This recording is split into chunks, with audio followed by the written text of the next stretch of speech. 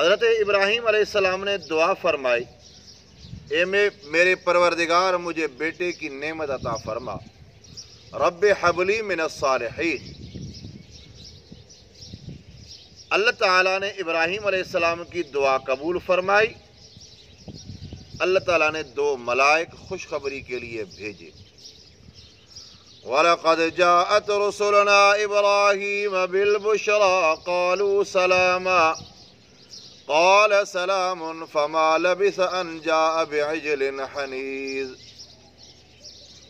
2 فرشتے آئے، کہا السلام علیکم۔ حضرت ابراہیم علیہ السلام نے فرمایا وعلیکم السلام۔ ابراہیم علیہ السلام نے احوال نہیں پوچھے، گھر گئے، گائے کے بچڑے کو ذبح کیا، اس کا گوشت تیار کر کے بھونا ہوا تیار کر کے سامنے لایا۔ تو حضرت ابراہیم علیہ السلام نے دیکھا ان کے ہاتھ آگے نہیں بڑھ رہے،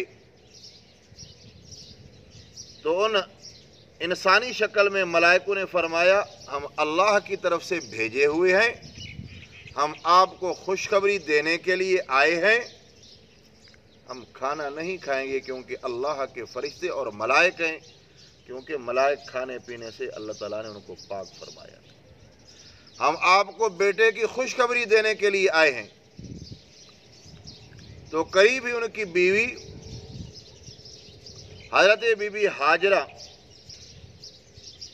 وہاں تشریف فرما تھی، انہوں نے کہا قالت یا ویلتا اعلد وانا عجوز وهذا بالی شیخا ان هذا لشیء عجیب۔ میں بانجھ ہوں، بوڑھی ہوں، میرا خاوند حضرت ابراہیم بھی بوڑھا ہے، ہمیں اولاد کیسے ہوگا؟ اللہ تعالیٰ کے فرشتوں نے فرمایا قالوا وتعجبین من امر اللہ رحمت اللہ وبرکاتہ علیکم اہل البیت۔ اے نبی کے گھر والو، کیا تم تعجب کر رہی ہو؟ اللہ کی رحمتیں آپ پر ہوں، اللہ کی نعمتیں آپ پر ہوں، یہ اللہ کے سامنے کوئی بات مشکل نہیں ہے۔ اولاد دینے والے اللہ کی ذات۔ تو پھر ان کو یقین ہوا ان قریب اللہ ہمیں بیٹا دے گا۔ جب ان کی ہم کلامی ہوئے حضرت ابراہیم اور ملائک، تو ابراہیم علیہ السلام سے کہنے میں لگے ہم آپ کو خوشخبری دینے کے لیے آئے ہیں، اور لوط علیہ السلام کے قوم کی طرف ان کو عذاب دینے کے لیے جا رہے ہیں۔ تو حضرت لوط علیہ السلام ان کو جھگڑنے لگے، وہ اللہ کے خاص بندے ہیں، نبی ہیں۔ حضرت لوط ابراہیم علیہ السلام کے بھانجے تھے، تو انہوں نے کہا ان کی قوم نافرمان ہوئی ہے، ہم ان کو عذاب کرنے کے لیے جا رہے ہیں۔ پھر فرشتے گئے، لوط علیہ السلام نے اپنی قوم کو بہت سمجھایا، سدوم کے علاقے والوں کو، لیکن وہ نہیں سمجھے۔ وہ ان کی اللہ تعالیٰ کے حکم سے ان کی سارے علاقے کی زمین کاٹ کر اوپر لے کر نیچے کر دیا۔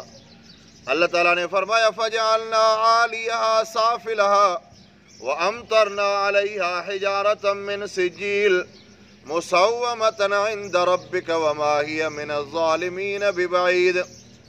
اللہ تعالیٰ نے فرمایا جو نیکوکار لوگ ہیں، آپ پر ایمان لانے والے، ان کو لے جاؤ، پیچھے کوئی نہ دیکھے۔ لوط علیہ السلام کی بیوی نے پیچھے دیکھا تو آسمان سے پتھر آیا جو ان کے منہ میں لگا، جس کی وجہ سے لوط علیہ السلام کی بیوی ہلاک ہو گئی، یہ قوم سارے ہلاک ہو گئے۔ مفسروں نے لکھا 4 لاکھ لوگ تھے جو ان کی چکی اوپر لے گئی، پھر نیچے گرا دی گئی، سارے کے سارے لوگ ہلاک ہو گئے۔ اللہ تعالیٰ سے دعا ہے اللہ تعالیٰ ہم ساروں کو اللہ تعالیٰ اپنے عذاب سے محفوظ فرمائے۔ بسم اللہ الرحمن الرحیم۔ وَلَمَّا جَاءَتْ رُسُلُنَا إِبْرَاهِيمَ بِالْبُشْرَىٰ، جب آئے ہمارے قاصد ابراہیم کے پاس خوشخبری لے کر، قالوا، ان فرشتوں نے فرمایا اِنَّا مُهْلِكُو أَهْلِ هَٰذِهِ الْقَرْيَةِ، بے شک ہم ہلاک کرنے والے ہیں اس بستی والوں کو۔ इन अहलहा कानू ज़ालिमीन, बेशक इनके लोग ज़ालिम हैं। क़ाल, इब्राहीम अलैहिस्सलाम ने फरमाया, इन्न फ़ीहा लूता, बेशक इसमें है लूत अलैहिस्सलाम, क्योंकि इब्राहीम अलैहिस्सलाम के ये भानिज थे। क़ालू नहनु आलम, फरिश्तों ने फरमाया हम खूब जानते हैं उनको जो इनमें हैं। लनुनज्जियन्नहु, ज़रूर नजात देंगे नूह को, ऐ उनके घर वालों को, इल्ला इम्रातहु, लेकिन उनकी बीवी, कानत मिनल गाबिरीन, है पीछे रह जाने वाली।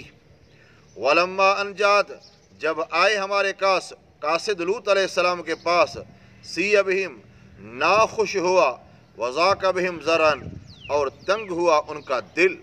क़ालू, फरिश्तों ने फरमाया, ला तख़फ़, खौफ न कर, वला तहज़न, गम न कर, इन्ना मुनज्जूक, बेशक हम तुझे नजात देने वाले हैं, तुम्हारे घर वालों को, इल्ला इम्रअतक, मगर तुम्हारी बीवी, कानत मिनल गाबिरीन, है पीछे रह जाने वाली। इन्ना मुनज़िलून अला अहलि हाज़िल क़रिया, बेशक हम उस गाँव वालों के पास नाज़िल करने वाले हैं एक आफत आसमान से, बिमा कानू यफ़सुकून, इस सबब से कि ये गुनहगार थे। वलक़द तरकना मिन्हा, और अलबत्ता तहक़ीक़ हमने पीछे छोड़ा इसमें आयत, मजबूत निशानी, लिक़ौम याक़िलून, उन कौम के लिए जो अक्ल वाले हैं। जिन कौम वालों ने अपने नबियों पर ईमान लाए, अल्लाह ने उनको कामयाब किया। जो लोग नबियों पर ईमान न लाए वो नाकाम हुआ। अल्लाह ताला से दुआ है, अल्लाह ताला आप और हम अपने नबी हज़रत मुहम्मद मुस्तफ़ा सल्लल्लाहु अलैहि वसल्लम के नक्श कदम पर चलने की तौफ़ीक़ अता फ़रमाए। व आखिर दावाना।